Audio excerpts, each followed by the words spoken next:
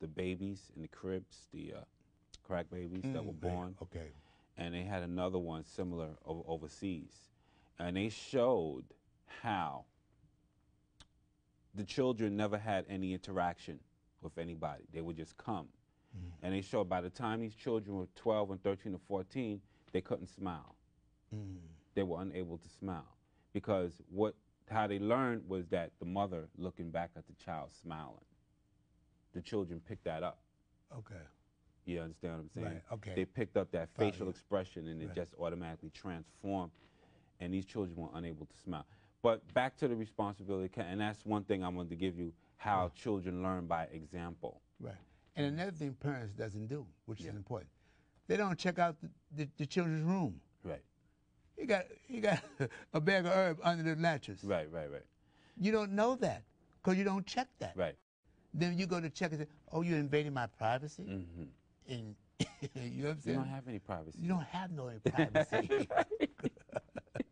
What privacy you have? You still lived under my roof. Thank you. Thank you. So the responsibility, the father has a stronger hand and a more militant voice. Yes. The father knows what's the right way or what's supposed to be done. Right. And the father should take on the responsibility mainly, the lead, because if it's a boy, a son, that's his extension. Right. And you want your extension to be better than you. Yes. And the only way your extension is going to be better than you got to put all the goodness of yourself in your extension, which is your responsibility and accountability, where your extension can develop to be the greatness that you would like to be, but maybe we didn't have the chance to be, but we would have liked it to be. What I was trying to, in that same line, being more responsible, being more accountable, would that take away, in your opinion, would that take away from a lot of the youth going to jail, prison? Would that lessen the prison population to some degree? Definitely. Definitely. Right. Children don't go to jail because they want to go to jail. Right. Children go to jail because of wants and needs, Right. got to have and can't do without. Yeah. And that comes with the household expense above the income of salaries. Right. Children go to school, they see their schoolmate with a new pair of sneakers. Right. Well, they like to have a new pair of sneakers. I think it's easy for someone to say, oh, I can go to jail. Jail is nothing, if they don't understand the value of the freedom Well, that they have. But sometimes a friend in the neighborhood who been there comes out and speak on it like it's a nice place, a good place to go. Hey, you going to jail? Ain't no big thing. There's no women there. It's not a good place to go. No, but they speak on it. They speak on it. They advertise it like see, That's another thing. We as people of African descent, we always had the feminine aspect in our existence and in our lives. I agree with you. I agree. And being responsible and accountable makes you realize that in order to express yourself, you ain't going nowhere without that feminine aspect. You ain't going nowhere. That's true. But how many times you heard teenagers or in the community say, "Oh man, I got 2 years, 3 years, I can do that standing up." That's the reason why I said to myself, "Hey, that's the thing that I'm not gonna say puts fear in me, because I fear is just an extension of lower negative self." But that's the thing that makes me realize that I know that without that feminine principle somewhere around in my life, that my freedom is in jeopardy that way, and I'm unable to express myself. Right. Well, fear is not always a bad thing. You know what I'm saying? Because fear can serve as a deterrent. Because at the same time I loved my father, I feared my father. Right. I feared his wrath. Right. You know what I'm saying? So fearing his wrath kept me in place. Right. You know what I'm saying? From doing certain things. Because I know while I was outside in those streets, I had to be cautious of the choices I made, because I knew that if I made a bad choice and it resulted in him getting wind of that, then I faced a more severe penalty than what I may have faced even being arrested or whatever Right. the case. So that fear kept me in check to a degree, to whereas it made me think of consequences. And that's one of the things with our youth. They don't have no concept of consequences when they make decisions. You know what I'm saying? And it goes back, like how you saying when people come out of jail, you know, they seem to get street credibility. You know what I'm saying? Because you have to understand, there's a social, we have ciphers within ciphers, societies within societies, and youth have their own society. They have their own code of ethics and all that stuff that goes on. And as a youth, your social interactions is very limited. You know what I'm saying? Because you're not working, you're not going to like to a college, you don't have a family you have to raise. Everything is being provided for you. You're being housed, you're being clothed, you're being fed. So the only thing you have to do is go to and from school. That's all you have to do. So in the midst of going to and from, you getting into all these other things. You in the streets hanging out with your friends. So, and you watching all the other older kids, the things they've been through. So these become your role models. But it goes back to what Melchizedek said. It has to be planted, the seed has to be planted at home. So that's where it starts, because once those seeds begin to take root, then that's what's going to keep you anchored from drifting off from the tides and the winds that's taking place out there in society. It's not that you're not going to experience some of those ills out there, but you have an anchor that will pull you back. You know what I'm saying? And I think that, too, a lot of times we've given up the responsibility of educating our young. We send them off to school. Yes. And just, okay, go to school, I'm going to work, come home. Did you do your homework yet? Yeah, they could tell you, you don't check up on it. And I think that's the problem, because it all starts with education. Once you educate the child and give them a specific, credible, reliable value to their life, and let them, like I said before, let them know that them as the individual, it's not just you living.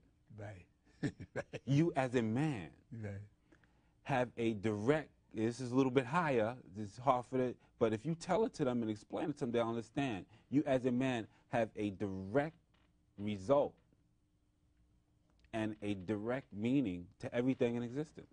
True. You're connected. You're connected to the universe. University connected. Exactly. But see, it's one thing to tell them that, but see, they have to experience that.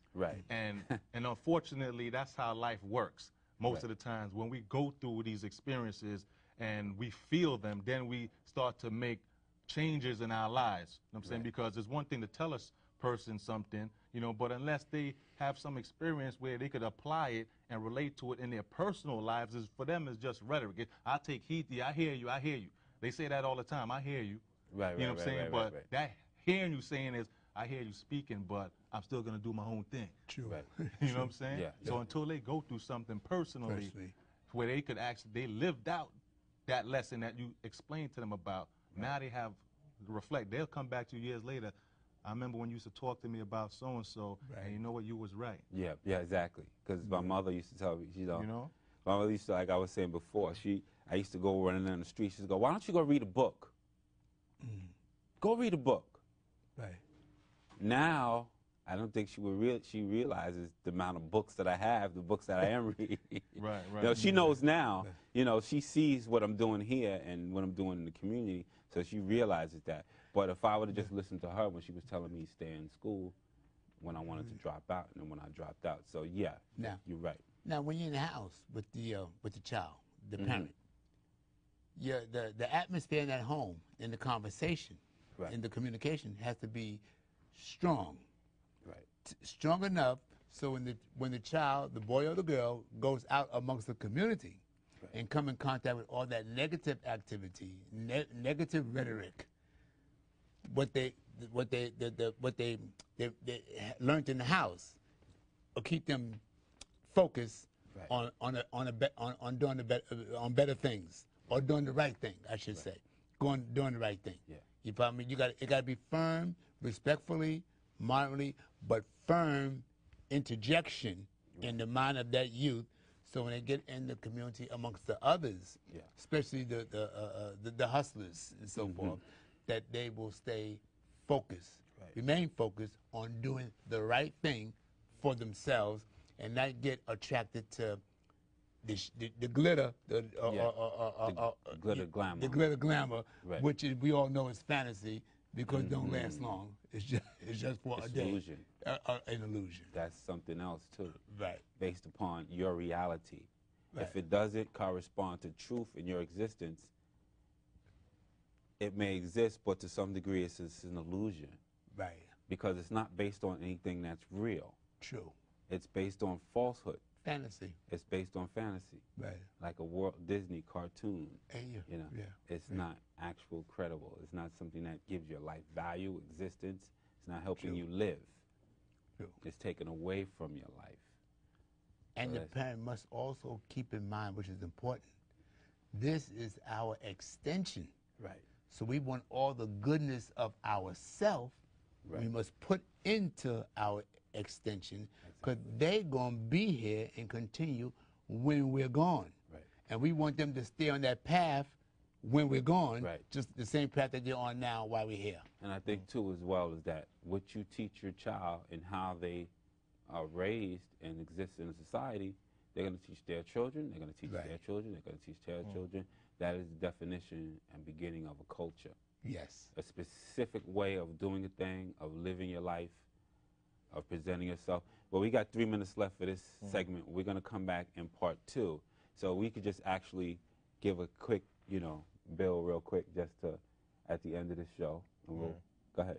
Okay, well, like you said, when you mentioned before a rite of passage, societies, take it upon themselves to set up rites of passages, to help induct their members into real life society. Right. And in some of these rites of passage, not everyone survives because it's a real life situation. Sometimes when they send the child off into the wilderness to do whatever, some of them don't come back. Right. There's a and roots, and that's the same thing with us. Right. A lot of what we go through in this society are rites of passages. Some make it and some don't. Right. You know what I'm saying? But it all depends on what you've been taught and your support system around you that's going to help determine whether you survive or I'll not. check it. Yes, and mainly knowledge and wisdom is, Right. is the bottom line. Born And understanding. Yes, and what knowledge, wisdom we have as a parent, Right. we should try to put all that knowledge, wisdom, or pass all that knowledge, wisdom on to our children, Right. so they can have a strong, solid foundation and not fall victim to the corruptness of the system. There's so much out there for them. There's so much out there. I think that there is a need for us being unresponsible and unaccountable for our ways and actions. I think that there is a profit, Absolutely. Yeah. a financial gain by some people Absolutely. for us being irresponsible and Yes. unaccountable. Yeah. By the rich. Hey, Absolutely. We call them bloodsuckers. bloodsuckers of the We poor. call them vampires. It's the bloodsuckers of the Dracula's, poor, that's bloodsuckers right. of the poor, yeah. And The they have it, 10%. and they have it set up to get rich and destroy us at the Right. same time. Exactly. Exactly. Well, we're wrapping up this segment right here, and I would like to thank. We're coming back part 2, the second half of this particular segment. But for now, I just want to say thank the viewing audience for watching Absolute Truth. Our duty is to teach all human families of the planet Earth. You get with it what you like from it. Take from it all the wonderful things that you can get out of it. And thank you for watching. Tune in for the second segment of this show. And I would just like to thank scientists and Melchizedek for coming out for this part. And stay tuned for part 2. Peace. Peace. Peace.